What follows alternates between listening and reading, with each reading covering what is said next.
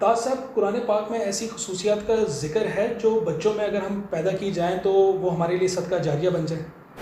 دیکھیے، صدقہ جاریہ ہونا بچوں کا بہت بڑی خوش قسمتی ہوتی ہے، ہر کوئی چاہتا ہے یہ، اور ہم ڈھونڈتے ہیں کہ کیا ایسی کوالٹیز ہیں۔ تو میں کہوں گا کہ سورہ لقمان کی آیت نمبر 13 سے 19 کے اندر اللہ تعالیٰ نے کچھ کوالٹیز بیان کی ہیں۔ یہ حضرت لقمان علیہ السلام نے کچھ نصیحتیں اپنے بچوں کو کی ہیں، اگر وہ نصیحتیں ہم اپنے بچوں میں پیدا کر دیں تو ڈیفینیٹلی ہم کہہ سکتے ہیں۔ دیکھیں، حضرت لقمان علیہ السلام ان کی بہت بڑی حیثیت ہے۔ حضرت لقمان جو ہے ایک حبشی غلام تھے جو مصر اور سوڈان کے درمیان ایک علاقہ ہے نوبہ، وہاں کے رہنے والے تھے۔ نہ کوئی یہ پیغمبر تھے نہ بادشاہ تھے، لیکن پھر بھی اللہ تعالیٰ نے ان کے اقوال کو قرآن کے اندر بہت ہی شاندار طریقے سے ذکر کیا۔ نہ صرف ان کے اقوال کا ذکر کیا گیا بلکہ پوری ایک سورہ کا نام ان کے نام پہ رکھا گیا، سورہ لقمان۔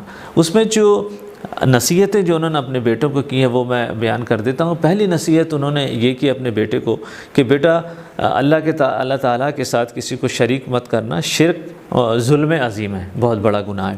دیکھیں، آج کے دور میں جس طرح سے قبر پرستی، مزار پرستی اور شرک کے دوسرے طریقے رائج ہیں، اگر ہم اپنے بچوں کو ان طریقوں سے بچا لیں تو ہم بہت بڑا احسان کریں گے اپنے بچوں پہ۔ اسی طرح دوسری نصیحت انہوں نے اپنے بچے کو یہ کی کہ بیٹا، کوئی بھی چیز چاہے وہ رائی کے دانے کے برابر بھی ہو، اگر چٹان کے نیچے ہو یا زمین و آسمان میں کسی جگہ پر بھی ہو تو اللہ تعالیٰ قیامت کے دن اسے نکال لائے گا۔ اس کا مطلب یہ ہے، اللہ تعالیٰ اسے نکال لائے گا، اس کا مطلب یہ ہے، ان آیتوں کا مفہوم میں بیان کر رہا ہوں، اس کا مطلب یہ ہے کہ قیامت والے دن اللہ تعالیٰ چھوٹی سے چھوٹے بھی جو ہمارے اعمال ہیں وہ ہمارے سامنے لے آئے گا، ہمیں اس کا جواب دہ ہونا پڑے گا۔ اس سے یہ اشارہ ہے کہ اگر ہم اپنے بچوں کو قیامت کے دن اکاؤنٹیبلٹی کا پروسیس اگر صحیح طرح سمجھا دیں، انہیں ذہن نشی کروا دیں، تو شاید ہمارے بچے اپنے دنیا میں جو بھی اعمال کرتے ہیں اس میں بہت ہی ہوشیار ہو جائیں اور بہت ہی احتیاط سے کام لیں۔ تیسری آیت جو انہوں نے تیسری نصیحت جو انہوں نے اپنے بیٹے کو کی، وہ انہوں نے کہا کہ بیٹا، نماز قائم کرنا اور لوگوں کو نیکی کی طرف بلانا اور بدی سے اور برائی سے لوگوں کو بچانا۔ دیکھیں، اس آیت میں یہ اشارہ ہے کہ ہماری نالج جتنی بھی ہو، ہماری استطاعت جتنی بھی ہو، ہمیں دین کی تبلیغ کا کام کرنا چاہیے، لوگوں کو نیکی کی طرف بلانا چاہیے، اور اس نیکی کرنے میں اور لوگوں کو دین کی طرف بلانے میں جو بھی تکلیف ہو اسے ہمیں برداشت کر لینا چاہیے۔ اس کے بعد انہوں نے اپنے بیٹے کو 2 اخلاقی نصیحتیں کی۔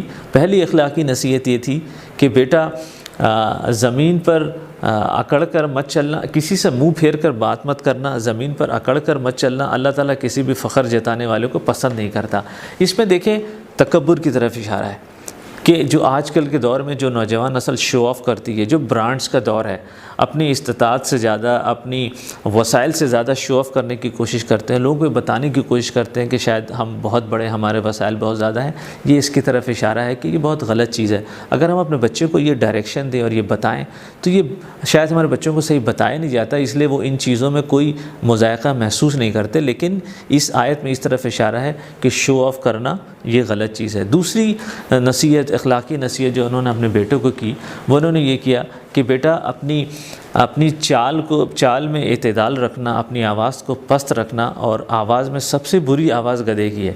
دیکھیں، اس میں عاجزی کی طرف اشارہ ہے کہ بچوں کو ہم عاجزی سکھائیں، اونچی آواز میں بات کرنا نہ سکھائیں، اپنے غصے کو کنٹرول کرنا سکھائیں، اپنی چال میں ایک اعتدال لے کر آئیں۔